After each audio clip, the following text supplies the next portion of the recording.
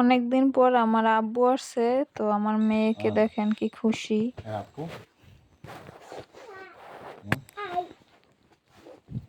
আব্বু আসার সময় এই দুইটা আনারস নিয়ে আসছে বরগুনা থেকে।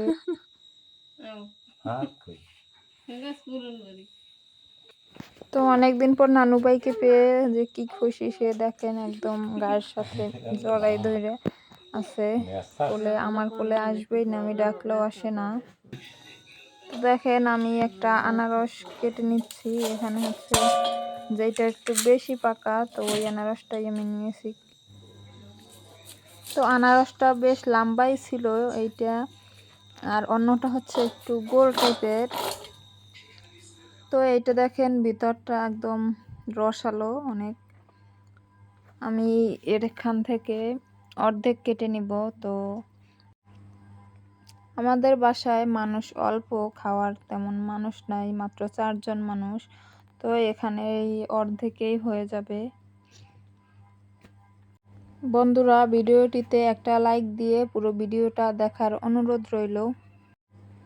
আনারসের ভিতরটা দেখে মনে হচ্ছে মিষ্টি হবে।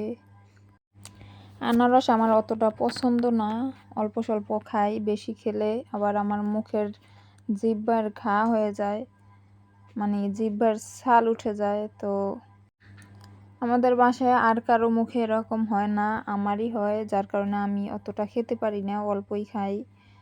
আর হচ্ছে অনেকে বলে বেশি ফালাইলে নাকি ছোলা থেকে তখন আর মুখের ছাল যায় না, কিন্তু আমার তাতেও কাজ হয় না, আমার মুখের ছাল যাবেই আনারস খেলে।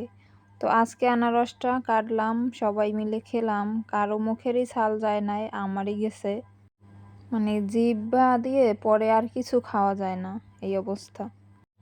এখন আনারসের সিজন না, ওই অল্প স্বল্প পাওয়া যায় বাজারে, তো সেখান থেকেই আনছে।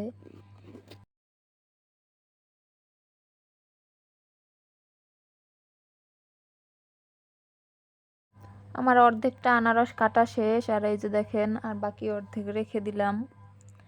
দেখেন আনারসটা কি সুন্দর কালার এবং লোভনীয় লাগছে দেখতে। তো সবাই মিলেই খেলাম আনারস, ভালোই মিষ্টি ছিল, তাও আমার মনে চাইলো যে মরিচ দিয়ে আনারস খাবো। তো তারপরে মরিচ দিয়ে আনারস খাওয়ার পরে মুখের অবস্থা একদম 12টা, অনেক ঝাল হয়েছিল এটা বানানো। বন্ধুরা, আমার ভিডিওটি যদি ভালো লেগে থাকে তাহলে প্লিজ আমার চ্যানেলটি সাবস্ক্রাইব করে আমার চ্যানেলের পাশেই থাকবেন। ধন্যবাদ সবাইকে, আজকের মতো বিদায় নিচ্ছি।